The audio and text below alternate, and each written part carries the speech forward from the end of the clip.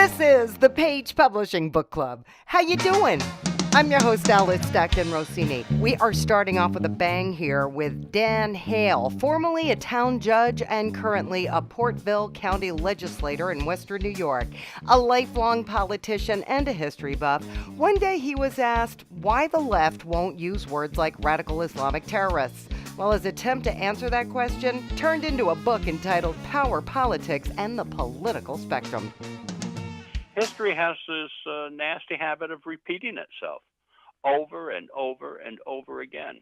And we have had many, many republics. For the most part, most of them have failed, and most of them fail much the same way. And anyway, it evolved kind of explaining our republic and, what are the trials and the tribulations that we are facing today, those kind of things. Are we failing, Dan? As a republic? Yes. Yes. How? Oh, yes, definitely. How so? We're sliding to socialism. We see all the upheaval, and it's coming in all directions. And I guess maybe the argument is, do all governments fail, including republics, and should ours fail?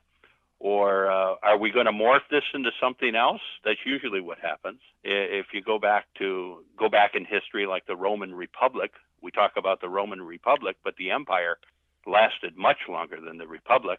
And in other words, the Roman Republic morphed into the empire, and we're primarily evolving, I think, much the same way. Our republic is leaning towards socialism because society has different demands, culture has different demands.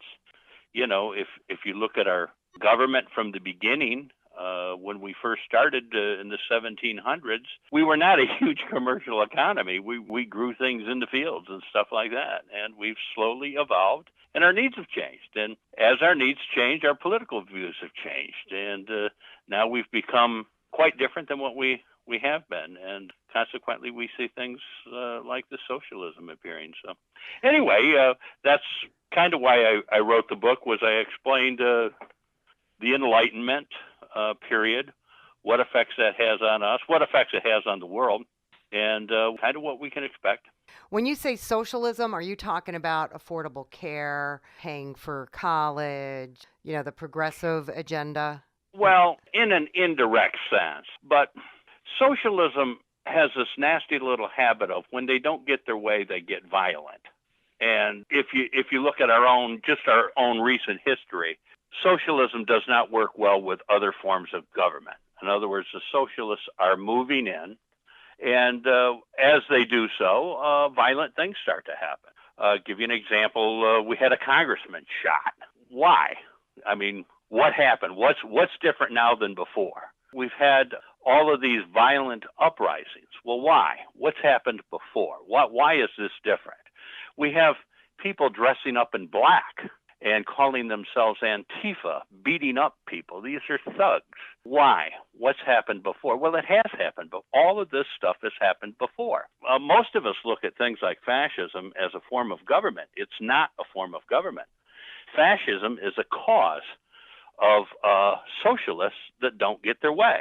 And what we are is slowly, we have a socialist coming into our sphere, if you will, and we are now having to deal with it. So we have very violent things that happen. Look at our congressmen and our senators. They go to restaurants and people stand there and all of a sudden start chanting. This isn't proper social behavior. And that's the introduction of socialism. And anytime socialists don't get their way, this is what happens. That's what happened in Germany during World War II. That's the point. Why does it happen? Who causes it? Et cetera. The book talks about the slow evolution as to how we've got here. Do you have suggestions or what needs to happen to stem the tide of the radical behavior that you're talking about? Well, yeah, we could start with education. Also, look at the family today compared to the family of the 1950s. Families are smaller.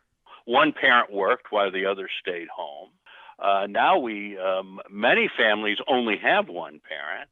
And it's just the entire culture has got to change. Most people haven't read the Federalist Papers.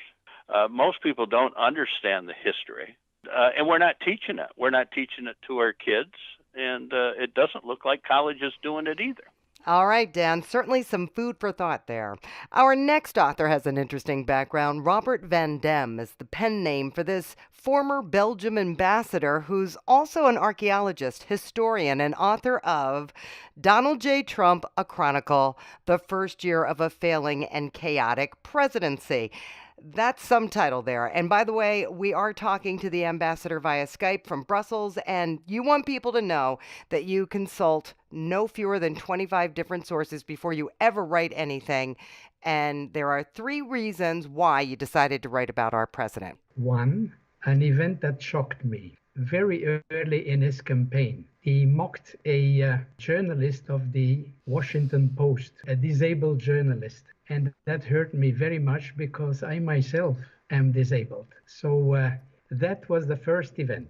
The second event was at the Democratic National Convention, where he mocked a Pakistani couple that became American citizens that had lost a son in battle during the Iraq War. Yeah. And he mocked especially the wife of this gentleman. Now, this is a Gold Star family because they lost a son in the war. And this is unheard of. And it shocked me the second time. And the third time was when he promoted to use physical violence against his opponent in order to prevent her to become the next president of the United States, Hillary Clinton. And he did it not once, but several times.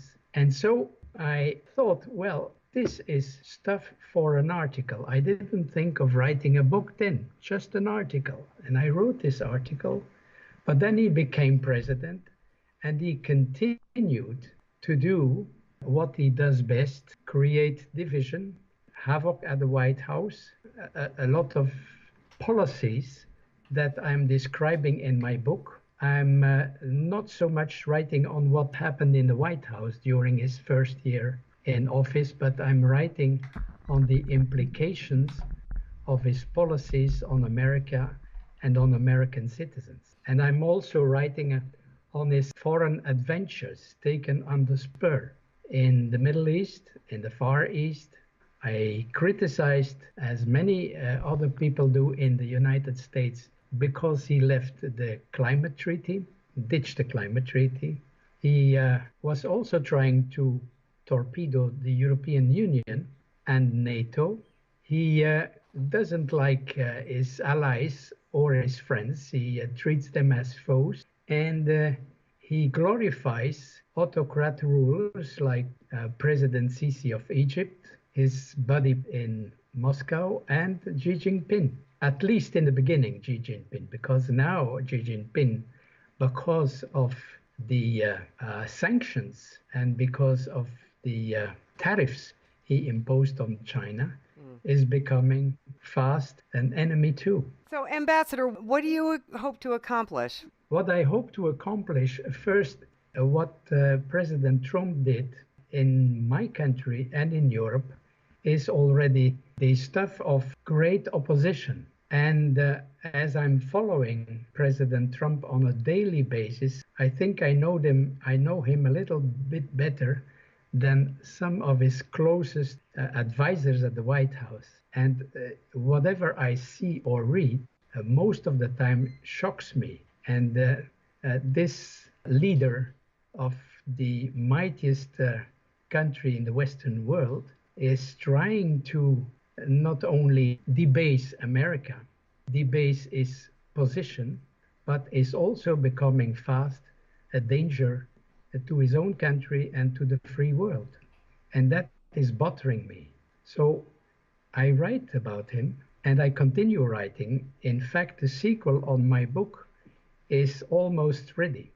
If President Trump would decide for whatever reason to leave the White House tomorrow, then I just have to finish my political obituary about him. Okay, Ambassador, thank you. Christy DeFino is an interior designer, and that came in handy when she and her longtime partner decided to start a movement with a book that teaches kids and adults to simply feel. That's the name of her book, the first of 3 you're going to publish, right? Wow, this book was written. It's funny. I was never an avid reader or writer, but I am an artist. And this book came into my mind about 2 years ago, the idea to share with people that it's okay to feel your feelings. I was fortunate enough to grow up in a household and surroundings where I was taught that. And I've learned along the way, specifically in the most recent years, that there are a lot of people who work really hard at feeling their feelings. And they inspire me. Both people inspire me. And I wanted to write a book to get the message out to kids specifically. And you mentioned Philadelphia. You know, we see a lot of sadness and hardship where we are. And my idea was to write this book and this message and give it out in parks and just give it to kids so that kids and adults know that it's okay to feel. The first book has 3 characters, so there is no specific storyline, but it introduces you to the 3 characters in a simple way, simple shape, simple color, gender neutral, and that everybody can relate to, and then how the characters find out about feeling their feelings and that it's okay to be joyful and that it's okay to cry. So that's what the book is about. What are the names of the 3 characters? The 3 characters are Myron, Sunny, and Windy. So Myron meets Sunny, and Sunny lives in this sand castle. He calls it the garden. And Myron learns that every time Sunny feels feelings, the garden grows. So Sunny explains to Myron that when you feel your feelings, either good or bad, this is how the garden grows. And then Myron notices that as he starts to feel his feelings, share with other people, his feelings change and the garden grows. Why are people afraid to feel their feelings? Again, it's a children's book, right? So it just skims the surface on these characters and just how they feel their feelings. So they notice that when they gather their friends in the garden, they feel happy and their heart feels happy and the garden grows. And they notice when they are sad and they sit with their friends and feel their sadness, that the garden grows. And you'll be passing this out in parks, so you're not interested in making money necessarily. Wow, I'm so glad you asked that question, Alice. My initial mission was to get this book to anybody and everybody, just reach people with this message. And we, in the few short months since we launched this book on October 6th, our mission has remained the same. Now, of course, you probably know it costs money to publish a book, but we have this movement that has stemmed from this book, which is this kindness movement. And part of it is leaving these books in parks, airplanes, in the seat back pockets. Our goal is to leave at least 15 more books around neighboring areas over the next several months. So book signings, we have partnered with a charity organization in Philadelphia that helps fund children who have been affected by addiction. Their parents either cannot take care of them because they've had problems with addiction, so they're being cared for by other family members. So we're going to donate books to them. We're going to partner with them to have a spring event for the kids where we give them dinner. Their caregivers will be able to come and we'll bring them into a separate room so they can get pampered by themselves. And then we're going to have a book reading with the kids. We're going to talk about kindness and feeling your feelings and spreading that message. And right now we're funding it all ourselves. I do have a full-time job, which is kind of challenging. That's getting in the way of other things that I want to do. But yeah, we're funding this all ourselves right now. Christy, aren't you lucky you can fund such a wonderful project? Right there in the city of brotherly love, you're an inspiration. And something we can think about while we take this very short break. This is the Page Publishing Book Club. Stay with us. Have you written a book and want to get it published? Then now's the time to call Page Publishing at 800-204-6099 and do it immediately. You see, they're looking for authors of all types of books. And unlike most publishers, Page Publishing will take the time to review most of the books submitted to them. And they'll even give you their feedback. And if they like what they read, Page Publishing will get your book into bookstores and for sale online at Amazon, the Apple iTunes Store, and other outlets. They'll handle everything: copyright protection, printing, cover art, publicity, and editing. So if you've written a novel, a children's book, a cookbook, inspirational work, a book of poetry, or biography, and want to get it published, then you need to call Page Publishing and do it immediately. Call 800-204-6099 now for your free author submission kit. Your road to fame and fortune could very well start with this simple phone call. For your free author submission kit, call Page Publishing at 800-204-6099. We're back on the Page Publishing Book Club. I'm your host, Alice Stockton Rossini. You just never know where people are going to be when we call them for their Page Publishing Book Club interview. I found RJ Vinson trying to do her grocery shopping. So imagine her trying to talk to us about her book entitled The Puppy with Potential while picking veggies and pricing potatoes. It wasn't easy, right? Yeah, actually, it's like I had 3 eye surgeries, and I'm walking around with a magnifying glass because my reading glasses don't work in the grocery store. So I feel like I'm Sherlock Holmes. Oh, my and gosh. not fun. But anyway, what would you like to know about my book? This dog sounds exceptional. You know, we lost her a year ago in May. She was just before her 16th birthday. And I didn't want to put anything in it about, we had to have her put to sleep. It was very traumatic. She got very sick at the end. And I didn't want to put anything sad in the book because people will pick up a book and they'll look at the last chapter and they say, oh, the dog died. I don't want to buy the book. So I didn't want that. It has a happy ending. She had cancer. She was a cancer survivor. In fact, I have to go home and do a little write-up because I'm sending a copy of the book to Robin Roberts from Good Morning America because she was a cancer survivor. So it has a happy ending, and we took her to the Church for the Pet Blessing. And that's the way we ended. I ended it.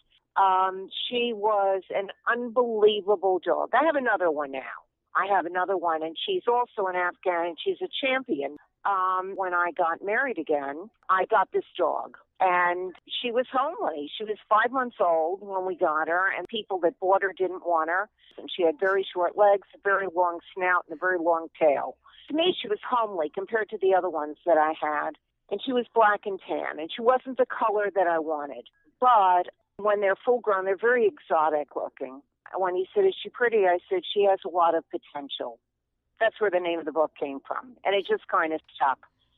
And she turned out to be absolutely exquisite and very docile and very sweet, but very aloof. And she could take you or leave you unless you were offering her some kind of a dog treat. But she was very loyal, and she was very, very good, very smart, very sweet. I started making notes about her when we first got her. And because she was so different, and you never see books written about this dog. You see, like information books. There are no books written on like almost a daily or a weekly basis on what they do. And I was just doing these notes. And this is going on for years. And then when she had the surgery for the cancer, and it was taken care of, I said, this is my wake-up call. I've got to finish this book. I've got to, make chapters and put it together and do it. Because if I waited and something happened to her, I never would have finished the book. I know I wouldn't have. So that's when I, was on speed dial, and I had to really get into it and put it together. And I've had a lot of people have bought it. They've ordered it, not a lot, but several. And I've had, good results. People, there are parts in the book that are funny, that are sad. But in general, people have liked the book. All right, RJ. Well, that's what we're shooting for. We have another animal-inspired book. It's entitled The Adventures of Toby Turtle, written by Joshua Beeson, who took time from his job at an Alabama rock quarry to put his love for poetry and his quirky personality together to come up with a traveling turtle. Yes, ma'am. I do love children, and Do you have kids? yes, ma'am. I have 2 sons and 2 grandsons, and I actually started the book before they were born, so otherwise they would probably have been the inspiration. But wanted to write something that allowed kids to use their imagination. There's so much with kids that is planned out today. You know, when I grew up, you created your own games and such, and spent a lot of time outside. So just wanted to go that route with the book. There is a turtle. His name is Toby, and he travels.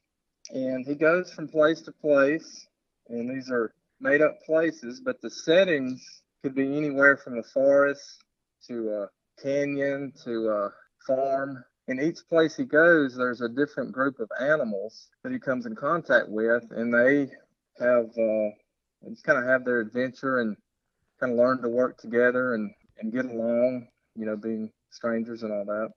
And making friends and... Yes, ma'am, exactly. Is this part of a series of books? That is my goal.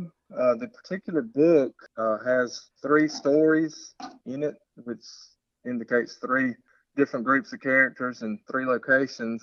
And it lends itself to having a sequel, being a series. That is the goal, for sure. Is to do a series, and the turtle is the star. Yes, ma'am. Have you tried it out on any kids? I have. I've had a couple of local book signings, and I've gotten good response so far, but it's kind of been limited to friends and family and people I know. So you're more likely to get a good response with that. But I have been pleased with the remarks that I've heard about it. It's kind of word of mouth. I do have plans to contact some local bookstores because the book signings I had were just smaller venues. It wasn't like a chain or anything. And at some point, I would love to be able to take it into schools. How about the library? I've thought of that as well. Just anywhere that reading is stressed and that there's going to be a lot of kids. So yeah, certainly the library would be good. Have you had a good experience with Paige?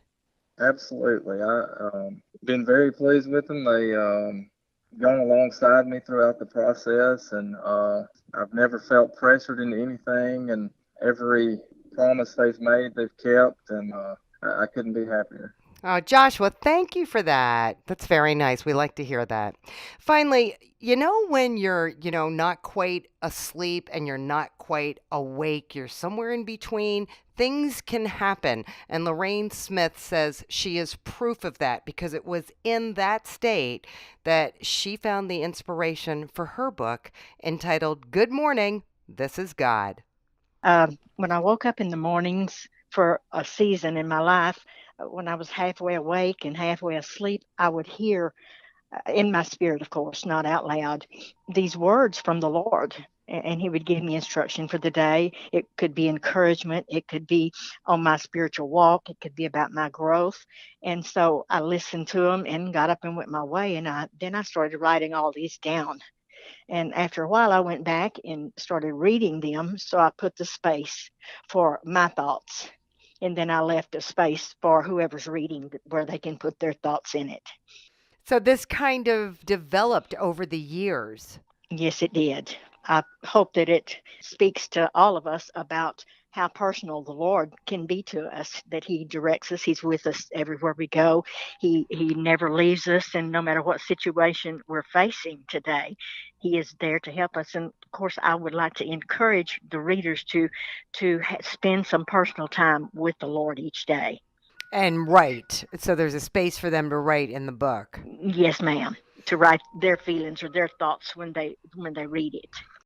And of course, I pastor a church, so I know a lot of people. And I'm going to take a blurb to our radio station here and see if they will do a little blurb for me. Local, Central Louisiana. So your local station is open to stuff like this? Yes, ma'am. My husband sings in a quartet, and they advertise for them. So I'm going to go by there and talk with them. Will they put you on the radio and let you talk about your book? Yes, I think they will. They've done that before, so I'm working toward that right now. That's a great way to go. Are you going to keep writing now? Oh, I've already written about 3 other books, and I've written some children's books, but I just don't know what to do with this many at once. There's one other that's particularly special to me. It's called Yellow Jasmines and Dead Trees, and I've written on it for a number of years, and I've had friends take it and teach out of the book. So, but I've not done anything with it yet. What are they teaching? It's just kind of a journey through my life, and giving illustrations like the yellow jasmines and dead trees. We were walking in the woods in the fall, and everything was dead, and there was not any color anywhere. And we looked ahead, and there was a stand of pine trees that were dead. And I looked down on the ground, and there was a bright yellow jasmine bloom. And so I looked up, and in the top of those dead trees, there was a brilliant burst of yellow jasmines. And it sort of made me think about how we look at people. Sometimes we look at them and we don't see the potential that is in the person. So it's sort of on that line. That is so cool.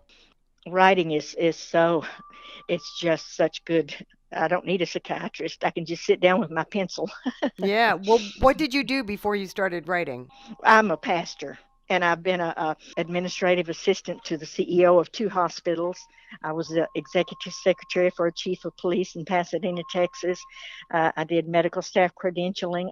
I've done a lot in my years. So you know what you're talking about. Yes, ma'am, I think so.